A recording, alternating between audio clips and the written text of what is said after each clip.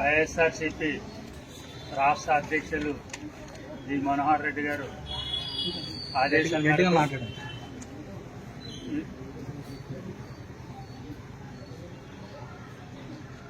అధ్యక్షులు మనోహర్ రెడ్డి గారి ఆదేశాల మేరకు ఈ రోజున విశాఖపట్నం 2 టౌన్ పోలీస్ స్టేషన్లో ఆర్పి రాతకొండ ప్రసాద్ వాడిపై కేసు నమోదు చేయడానికి విశాఖపట్నం లీగల్ సెల్లో రాష్ట్ర లీగల్ సెల్ తరఫున రావడం జరిగింది.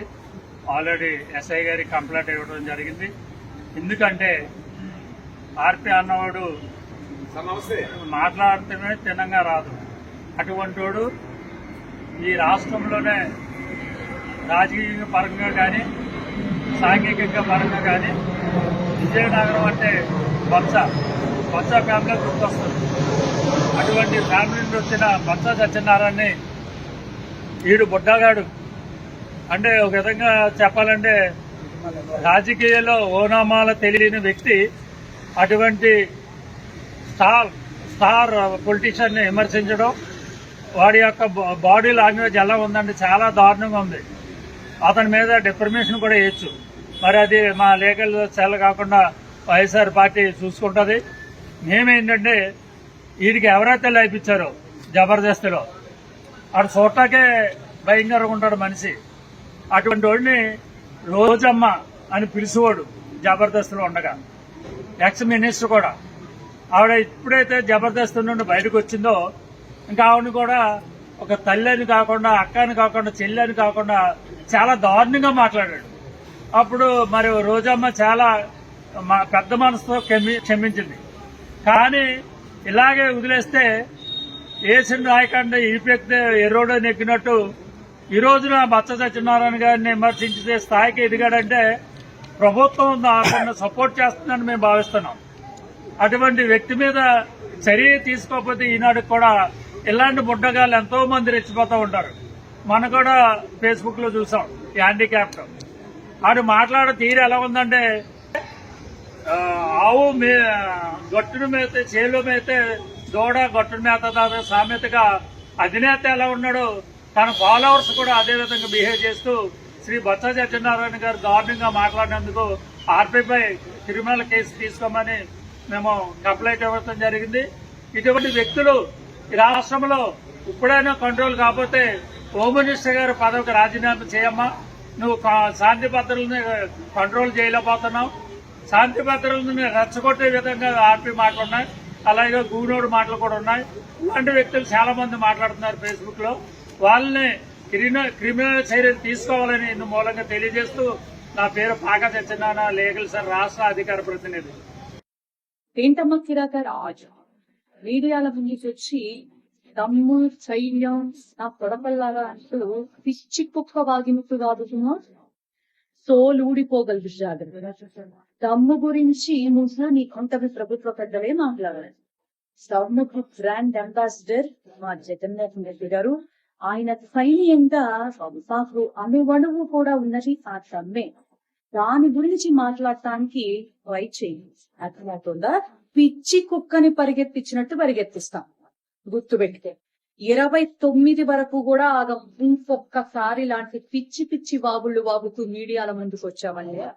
నెల్లూరు వచ్చి అడ్డదిడ్డంగా వంకర టెంకరగా ముందుకెళ్తున్న నీ నాలిక కూర్చొని కూడా అమ్ముకోవడానికి వీలు లేకుండా నీ కాళ్ళు చేతులు వెరక్కొట్టి నీ చేతుల్లోనే పెడతాం. అందులోనూ వైఎస్ఆర్సీసీ మహిళలే చేస్తాం. పచ్చని పేరట్టని కూడా జరిగింది. నేను మీ దూరేపల్లి విజయ్, వైఎస్ఆర్ కాంగ్రెస్ పార్టీ రాష్ట్ర కాపు నాయకుడి కింద ఈరోజు నేను తీవ్రంగా ఖండిస్తా ఉన్నా. ఎరా కిరాక్ ఆర్పి, నువ్వు ఒక జబర్దస్త్ కిట్లు చేసుకుని పొట్టకూడు కోసం బతికేవాడు.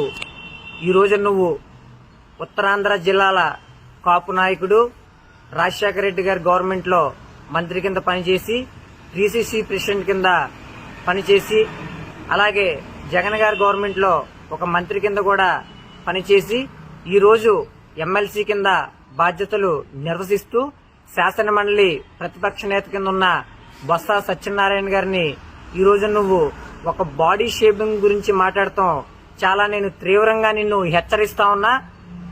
అలాగే చూసుకున్నట్లయితే నిన్ను రానున్న రోజుల్లో చాలా తీవ్రమైన పరిణామాలు ఎదుర్కొంటాల్సి వస్తుంది. గమనించుకో.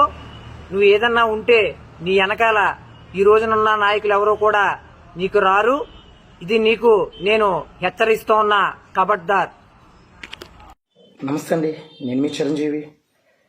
శాసన మండలిలో మరి ప్రతిపక్ష అధికార పార్టీకి సంబంధించి వాదోపవాదనలు జరుగుతుండగా మరి బొత్స సత్యనారాయణ గారు ఆ విషయమై జరిగినటువంటి ఏదైతే అభివృద్ధి మీద చర్చా కార్యక్రమంలో పెన్షన్ విషయంలో మాట్లాడుతుండగా దాన్ని ఒక కమెడియన్, జబర్దస్త్కి సంబంధించిన ఒక కమెడియన్ ఎవరైతే కిరా కార్పి ఉన్నాడో తను వ్యంగ్యంగా మాట్లాడి బొత్స గారిని పర్సనాలిటీ మీద అలాగే అతని యొక్క హావభావాల మీద ఏదైతే ఆయన ఈ రోజున వ్యంగ్యంగా మరి వీడియో పెట్టడం జరిగింది. కిరా కార్పి అన్నవాడు జబర్దస్త్కి వచ్చినప్పుడు 2 కాళ్ళు పైకెత్తి ఇలా టక్ టక్కును కొడుతుంటే పాప మీరు రోడ్డు మీద అడుక్కునేవాడు ఇప్పుడు జబర్దస్త్లో అడుక్కుంటున్నాడు కదా అనుకున్నాం. మనం ఒక మీడియాలో ప్రజలకు ఏదైనా విషయాన్ని చెప్పాలనుకున్నప్పుడు చాలా డిగ్నిటీగా మనం బిహేవ్ చేయాలి. ఎవరో అనుకుంటున్నారు కదా అని చెప్పేసి మనం కూడా వీడియో ముందుకు వచ్చేసి ఇష్టం వచ్చినట్టు మాట్లాడితే కుదరదు. కేఆర్ కార్పి కిరాకని నీకు పేరు ఎవరు పెట్టడం, నీ కీని తీసేస్తారు, తర్వాత నీ కీలు కూడా పనిచేయవు. కాబట్టి బొత్స సత్యనారాయణ గారు అన్న ఆయన్ని మేము ఉత్తరాంధ్రని కాకుండా ఉభయ గోదావరి జిల్లాలో కూడా గౌరవప్రదంగా చూసుకుంటాం. పెద్ద ఆయన అని మేము ఆయన్ని మరి సంబోధిస్తాం. అతను ఆ స్థాయికి వెళ్ళినప్పుడు కూడా ఏ ఒక్క నాయకుని కూడా ఆయన ఇంటర్నల్గా దూషించడం కానీ వేరే పదజాలాలు కూడా వాడడం కానీ అన్పార్లమెంట్ లాంగ్వేజ్ వాడడం కానీ ఇప్పటి వరకు నా ఊహ తెలిసాక కూడా చూడలేదు. కాబట్టే ప్రతిపక్షాల్లో ఉన్నటువంటి నాయకులను కూడా ఎంత గౌరవప్రదంగా ఆయన పలకరించడం కానీ ఆయన అధికార పార్టీలో ఉన్న ప్రతిపక్షంలో ఉన్న ఏ పార్టీలో లేకపోయినా ఆయనకి సముచిత స్థానం అన్ని పార్టీలు కూడా ఇస్తూ ఉంటాయి. కాబట్టి ఇటువంటి కమెడియన్ని టీడీపీ కంట్రోల్ చేయాలి. ఎవరి మీద పడితే వాళ్ళ మీద ఇటువంటి వ్యంగ్యాస్త్రాలు వేయడం అనేది మంచి పద్ధతి కాదు. ఇంకొకటి వైఎస్ఆర్ కాంగ్రెస్ పార్టీ నాయకుడిగా ఒక తూర్పుగోదావరికి సంబంధించిన నాయకుడిగా నేను మాట్లాడమే కాకుండా పార్టీలకు అతీతంగా ఎవరైతే మా జాతి బిడ్డలు ఉన్నారో అందరూ కూడా దీన్ని ఖచ్చితంగా ఖండిస్తారు. ఎందుకంటే పార్టీలు వేరు, ఇక్కడ నాయకత్వం వేరు. మేమంతా కూడా ఆయన్ని ఒక జాతికి సంబంధించిన నాయకుడిగా మరి ఆయన వచ్చినప్పుడు ప్రతి చోట కూడా ఆయన విష్ చేయడం జరుగుతుంది పార్టీలకు అతీతంగా. కాబట్టి జరిగినటువంటి విషయాన్ని శాసనమండలిలోనూ అసెంబ్లీలోనూ వాళ్ళ తాలూకా నాయకులు మాట్లాడుతూ ఉంటారు. దానికి ఇబ్బంది ఏం లేదు. కిరా కార్పి నువ్వు కాస్త జాగ్రత్త అమ్మా, పాపం నీ వల్ల నీ ఇంట్లో ఫ్యామిలీ ఇబ్బంది పడే పరిస్థితి ఉంటుంది.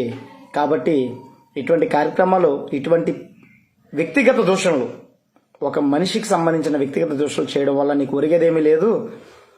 కాకపోతే ఇబ్బంది పడే పరిస్థితి రానున్న రోజుల్లో ఉంటుంది.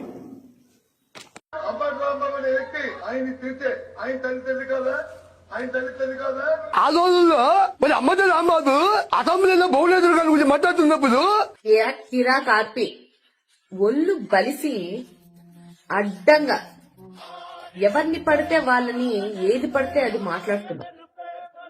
కాస్త ఒళ్ళు నోరు అదుపులో పెట్టుకొని మాట్లాడు. లోపాలుంటే చెప్పండి, తప్పులేదు. లోపాన్ని అవహేళన చేస్తూ నువ్వు చేస్తున్నటువంటి యాక్టింగ్ రాబో రోజులలో నీకది ప్రాక్టీస్.